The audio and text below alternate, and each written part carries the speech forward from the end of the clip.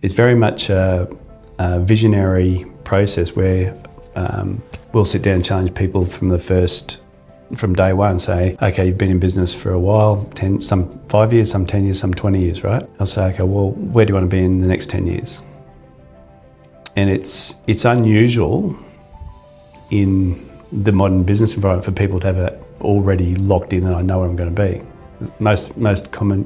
The majority of comments is, I'm not sure where I'm going to be tomorrow, let alone in 10 years. And I say, well, how about we sit down and have a goal of 10 years, work back to 5 years, then bring that back to 3, and then one year goals. So we've actually got a model of objectives on work on what are the initiatives that we need to get to deliver on those objectives. I think that's, like, it's a 2-hour drive for us, but it's well worth that time. Like, doing it on a computer is one thing, but sitting in a room with other people is more valuable. Yeah. And plus, we wouldn't have done setting goals and stuff for 10 years. I thought we were being a bit ambitious at the start, but then hearing talk about it and then starting to see the breakdown, I'm like, maybe it's not ambitious enough.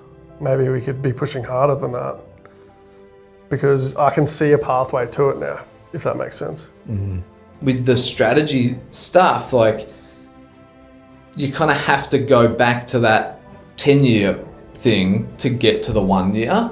Like, I think without going through this process, I on my own would have tackled it in this real immediate term without zooming out to go, okay, so that's cool if I go and put this new procedure in place or whatever it might be, but have I actually identified what other gaps there might be to get to the goal that's not really clearly defined down the road. So getting to that 10-year and then working it back towards 12 months, yeah, really, really beneficial.